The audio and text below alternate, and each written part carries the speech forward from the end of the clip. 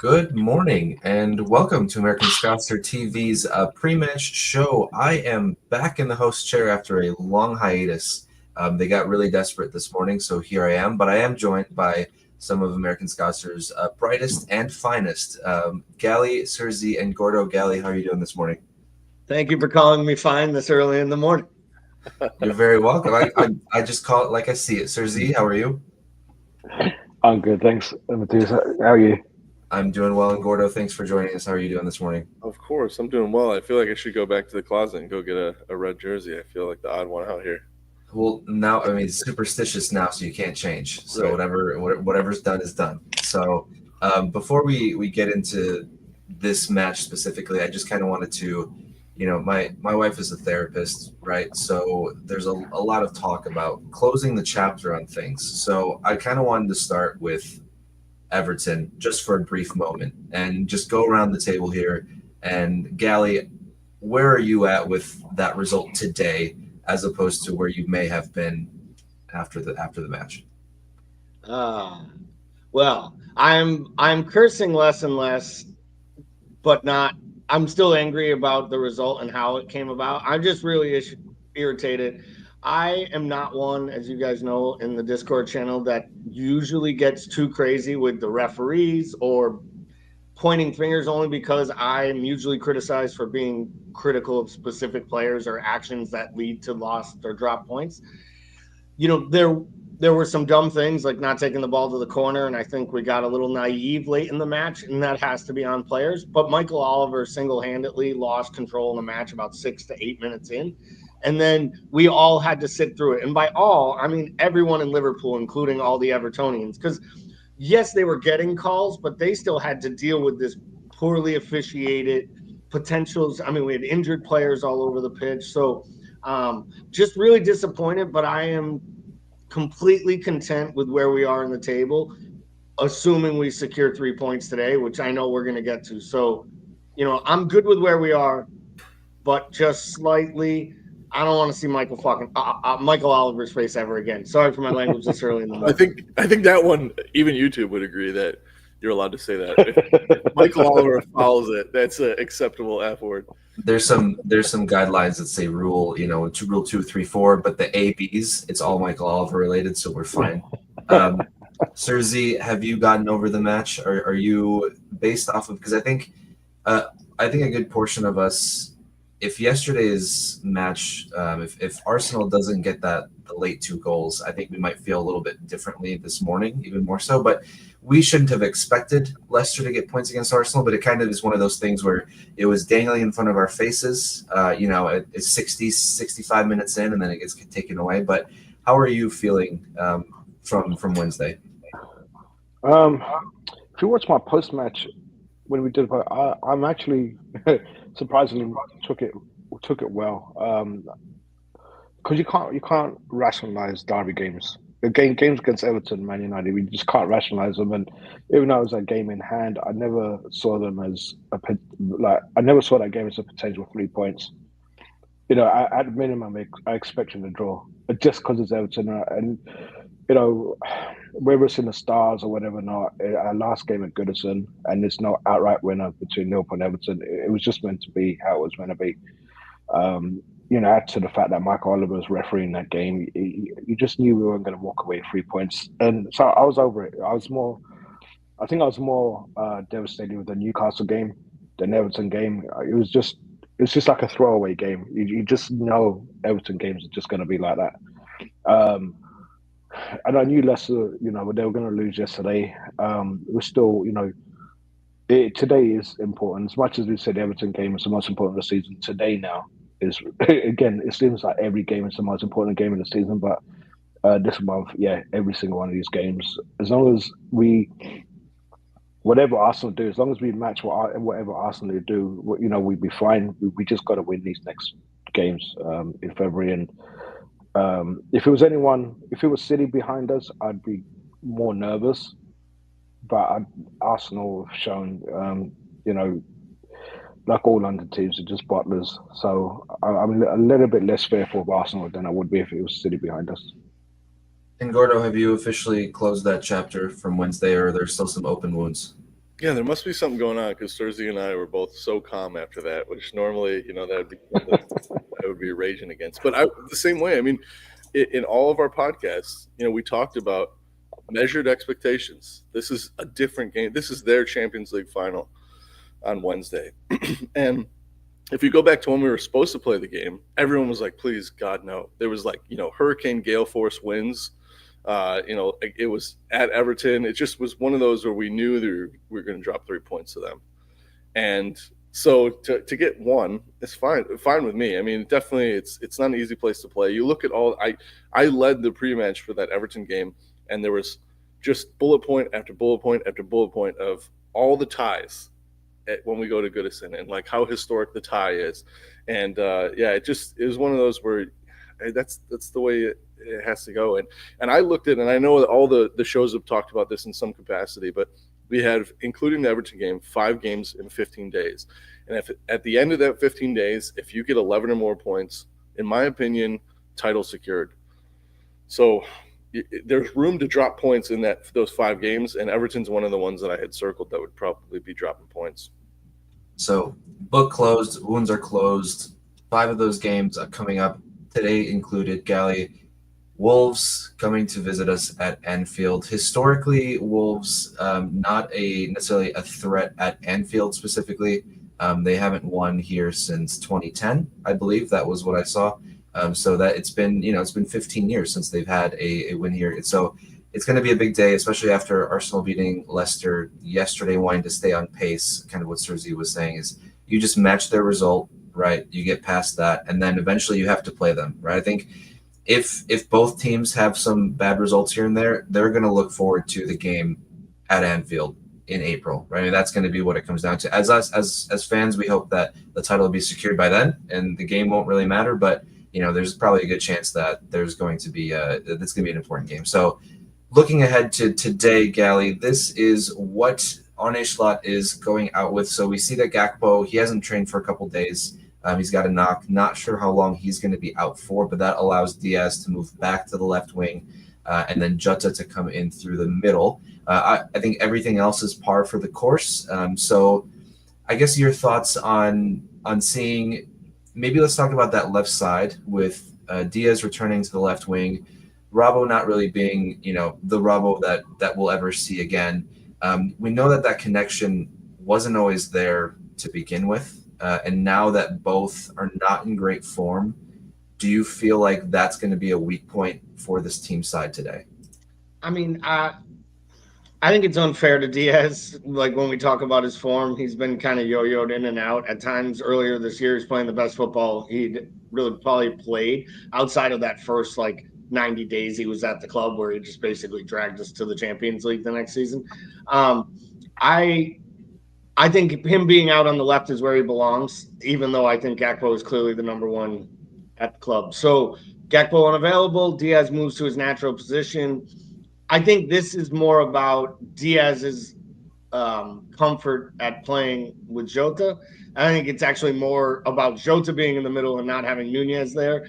That helps Diaz maybe look a little better today. As for Robertson, it's unfortunate for Tsimikas. He hasn't been able to take this opportunity by the scruff. He had a chance to really cement himself as a viable fighting for the number 1 shirt, at left back. And I still think Robertson offers you more. I think he offers you more going forward, and he's a stronger defender. I'm not as worried about Robertson today against these guys, purely because I really don't rate Sarabia, and I don't think the manager does either. And if it wasn't for all the injuries they've had, I don't think we would see this lineup the way that it is. And, other than Cunha, you really don't have much to worry about here. So I'm more worried about the midfield. It just feels to me like the legs have come off them a bit. I would have thought they would have looked much fresher and better against Everton after all having the entire week off and not traveling for Plymouth and all that. So to me, that's really my concern, is really where the midfield goes. I think the left-hand side will be okay today.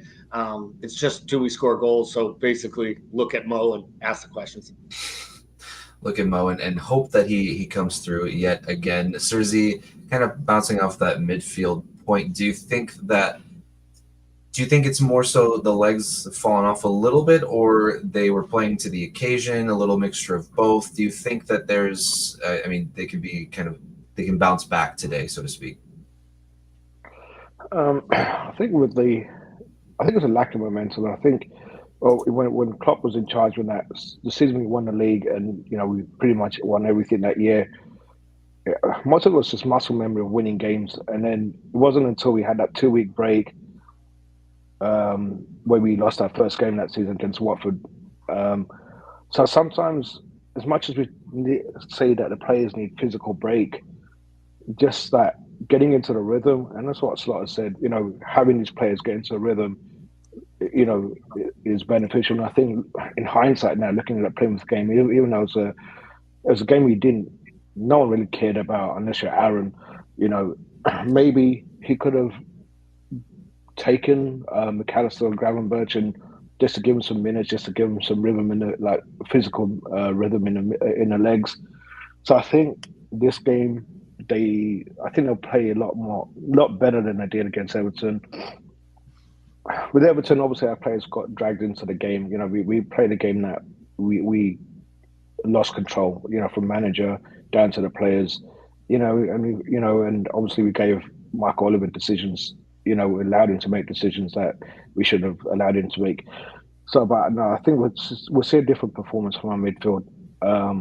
Just need to stop giving stupid free kicks away. And you think with the experience that we have with players like McAllister and Robertson, giving these silly free kicks away and getting needless yellow cards is detrimental to us. And this is when we need our experienced players to come in. But yeah, our midfield, I think we'll play a lot better today. And hopefully Salah will see Marmish's hat-trick yesterday and think, look, this kid's trying to take my title as Egyptian king. I've got to score a hat-trick today.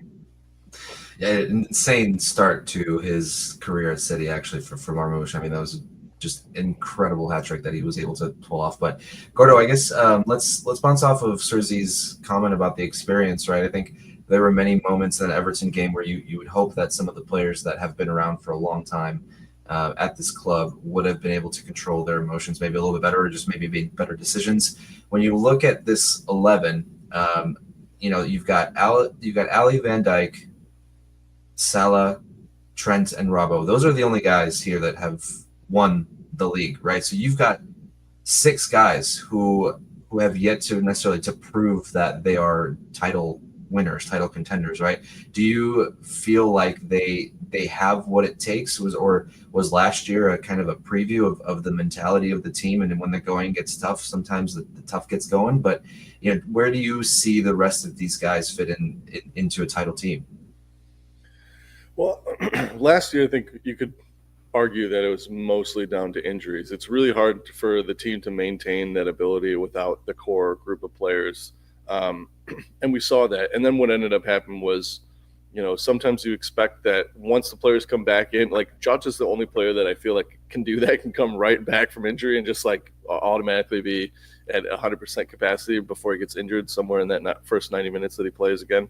But everyone takes a little bit of time to get going. And by that time, the season had already gone. Man City had a fantastic, as they normally do, have a fantastic January to May and leave everybody else in the dust, and we couldn't catch them. This year, injuries, knock on wood, have been pretty good. And the other thing is, apart maybe from Arsenal, is the more times or the more often that you're involved in a title scrap, the more comfortable you get with the pressure. You understand the pressure at those points, and you become familiar with them, and you can play through those. And so you'd hope that these guys are professional enough to have, all right, I see what happens when our heads go down. We really have to dig in. I see the headlines, especially after the Plymouth game. If you didn't watch the game, which most people wouldn't have if they weren't Liverpool fans, it was all the media looked like Liverpool totally bottled it. Oh my God, title challengers, first in the Premier League, first in the Championship, can't even get past Plymouth. But we all know, the team really wasn't set up to play. Slot didn't seem like he cared. But the media doesn't care. And those guys, as much as we want to believe, they look at all that stuff too. And that stuff builds in the dressing room. Whether or not they're talking about it, those guys have personal feelings and emotions. So you'd hope that they've been able to experience last year, watch the wheels fall off, and then gain on that. So although they're not title winners, you'd hope that they picked up some experience and then have those guys in the locker room, the Allisons, the Van Dykes that can lead them through it again. Yeah, I think that's the big thing, right, Gally, is that even if you don't have that experience yourself specifically, having guys around you that have that experience, we can talk about that in everyday life, right? Whether at your own job, let alone on the field. Like having those guys and making sure it's important that you don't see guys like Van Dijk drop their heads, guys like Mo drop their heads, because these players, they look up to these guys, and I think we've some of us have been more harsh in the past on guys like Trent and his attitude on the pitch, but when people see that, and especially when your teammates see that, and it can bleed through. I mean, we've talked about as well, back when Klopp would complain about the early kickoffs, like that's something that could bleed into the player's psyche, right? I mean, everything that from the manager down to the players that you say around each other, that you do to each other, like it all becomes one. And so I think, it's important that we see these guys not drop their heads. Absolutely. I mean, I forget who it was. I think it was Bill Parcells, an old American football coach, had a great quote once where he said, if you give a player an excuse, I'll never give players excuses, because once you do, they use them.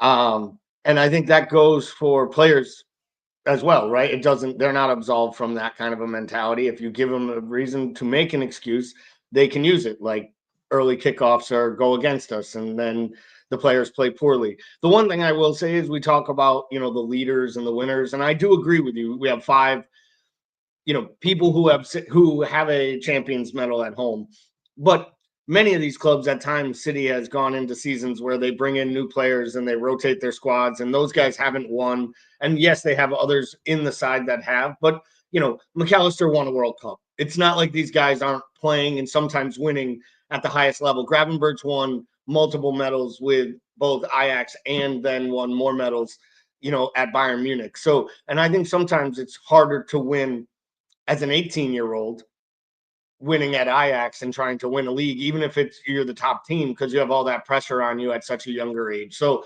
I think we have to remember that sometimes these guys had careers before they got to Liverpool, and we all believe and think, rightfully so, that this is a different level, because it is. As far as today goes, I think my biggest concern is that they come out firing from the start.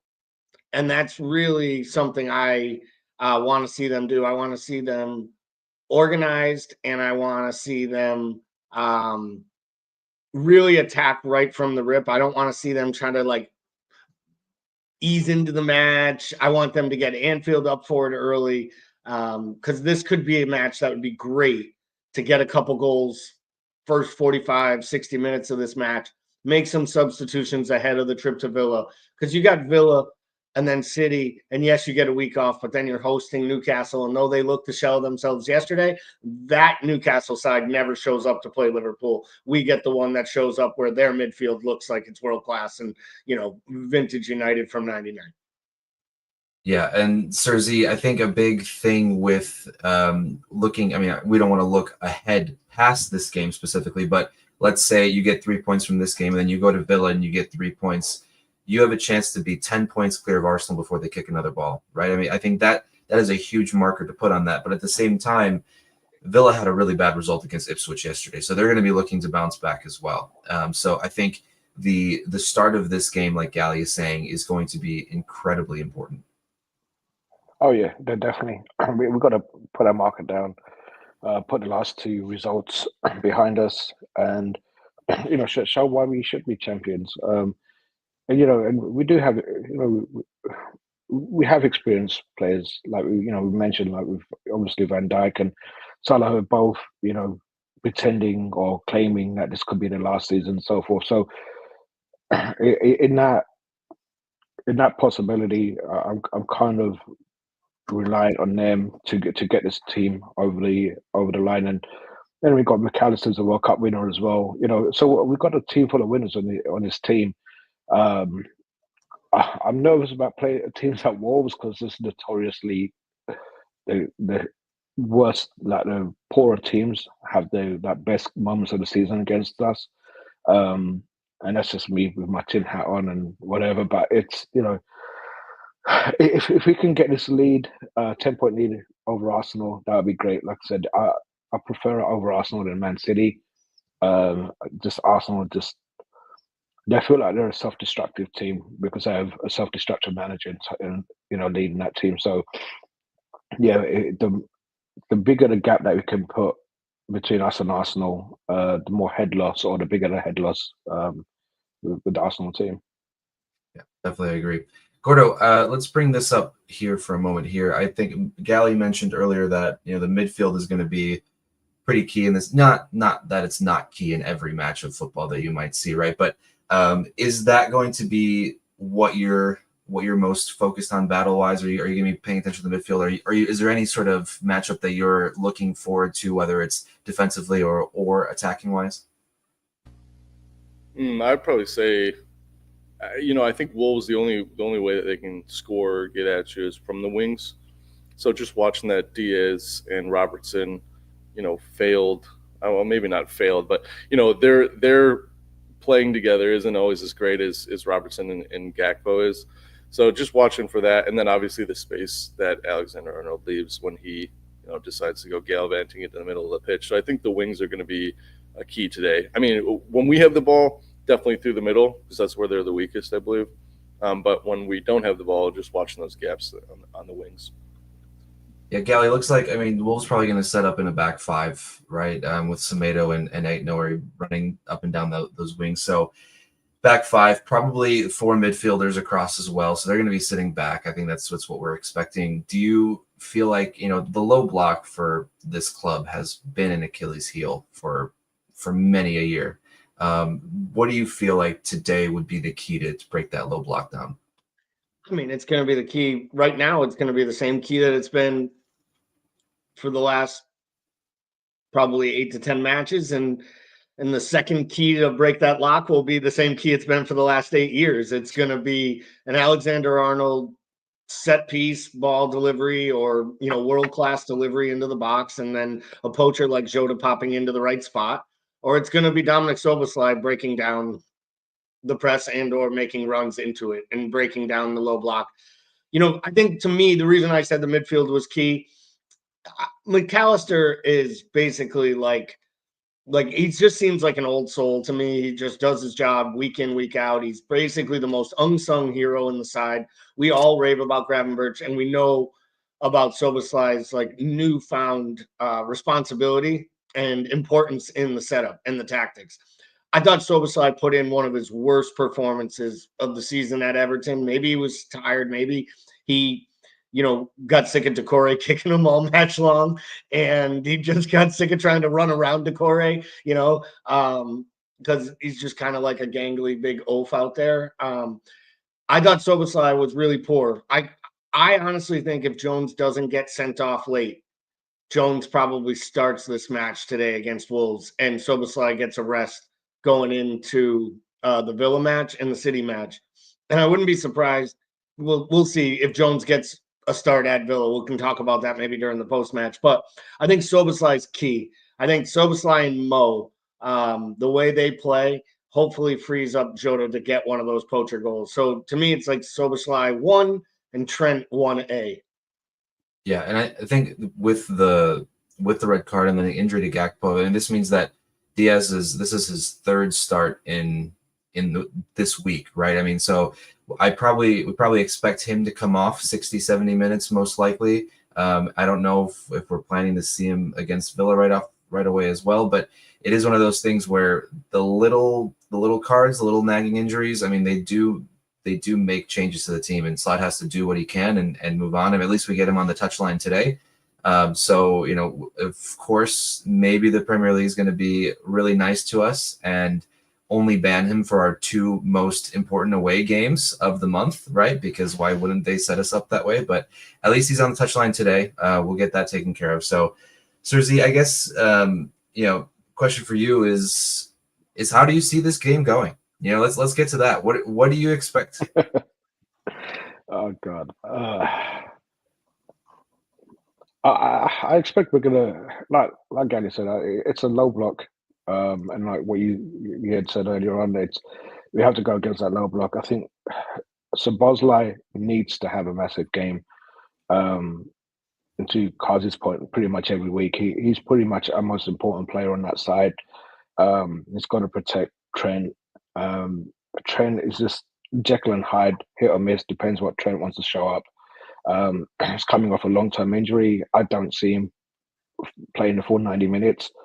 So I'm surprised that Bradley didn't start ahead of Trent. But yeah, Szoboszlai has to have a massive game. Also, that midfield goes without saying. And, you know, we're playing Saidu's best player in Andre, you know, who's going to revolutionize the Premier League with his defensive midfielders. But yeah, Shout out to Saidu. Salah, and Jota, like, you know, he's back. He's the best number 9 we've had for years when he does play. So I know you don't really like him. I think when he does play, right? That's the big thing.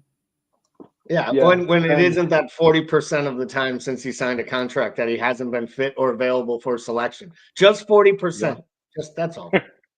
And that's why I blame Nunes on Jota as well, because if Jota was available, they wouldn't have to see Nunes. So, you know, it's Nunes is by default the scapegoat because Jota just can't play. So, but yeah, that's Szoboszlai has to have a massive game. When Szoboszlai plays well, I've noticed that Salah plays well. You know, they have a great connection.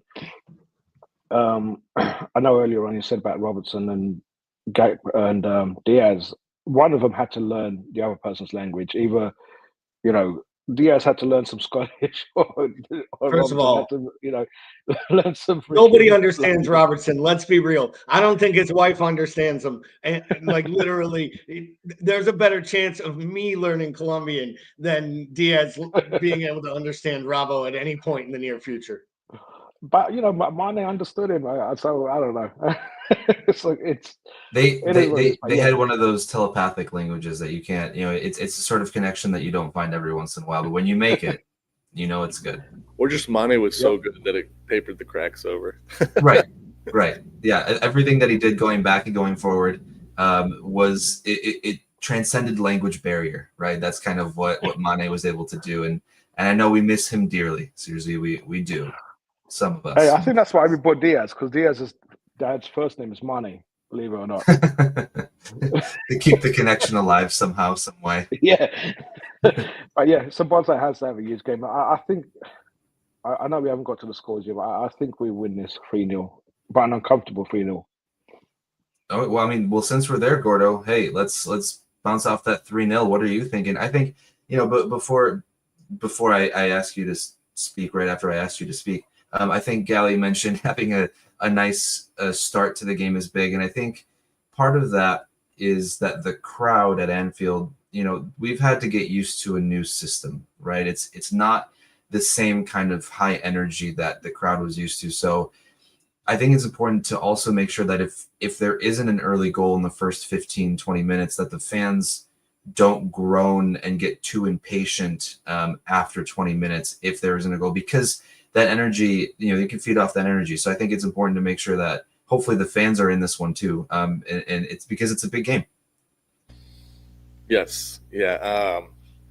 The only hesitation I have is because I thought the same thing immediately. And then as I'm thinking about it, I'm like, maybe I should change my answer, because we've seen us score early goals. And then Slot's like, all right, this team isn't going to come back and get us. Let's just relax. And then after the early goal, you know, sometimes we see this, like the foot gets taken off the gas pedal. And we actually score more goals in the second. And my thought is it's because Slot doesn't get a chance to bring us back in the locker room and tell us to stop scoring. And so, like, we're out there, we're like, well, I don't hear you from over here. We're just going to keep putting balls in the back of the net. So maybe not getting an early goal if we want the fans to get excited. But I agree with you. I think, you know, settle the nerves early, get a goal, and just keep the pressure on, because I don't think this Wolves team is not good enough to play with us on our best day. So Cersei's going 3-0. What are you thinking? I could see 3-0. I'll go 4-0 just to be different. 4-0. Yeah, Salah hat trick. Salah hat trick, 4-0. Gally, are you as confident? I'm pretty confident. I'm not taking the over on these, though. I'm not one up in that one. This isn't The Price is Right. I guess I'll go with the Slot special. I do think they keep a clean sheet. I always worry about these matchups, though, giving up a goal late, and then ending with the 3-1 or a 2-1. But I'll go 2-0 victory. Hopefully it's a solid brace. I think he could use some goals from open play. He's, how it's infectious for him when he scores goals. We have big matches coming up, and I would love to see him just stay in that rich vein of form. It'll be interesting to see with that bench. We didn't get to it, but it'll be interesting to see with that bench if and when Slot needs to make some changes, where he goes, if he tries to rest some legs with the big matches coming up, because he does have, Nunez and Chiesa as attackers, Endo and Elliott as senior midfielders, and then, of course, Kwanzaa Bradley in the defensive areas. I think we see Bradley in this match probably around 60 minutes, but I think this is a clear example that the plan at this point is if Trent's available, he's going to start. And I think Bradley, he's a young kid. He's learning on the job, and he doesn't get a lot of minutes, but he hasn't looked great at times defending this season. He's had a couple good performances. Don't get me wrong. Madrid was brilliant. But there have been times where he looks like he can be got at, and he also looks like it's at the point where other sides are targeting him, and he's taking the cheese every single time for a cheap yellow, it feels like, in the first 10, 15 minutes he's on the pitch. And I don't think that's a way to play as a kind of underconfident wing fullback. And I think he's important moving forward for various reasons. So I think you want to keep him in the right headspace. I think we're going to see a lot of Trent in the weeks to come, but probably a lot more Bradley substitution. So it'll be interesting to see. I'll go 2-0. What about you, Matoush? You know what? Everyone wants to see a clean sheet. I think the team would love a clean sheet. I think as fans, we'd love a clean sheet as well.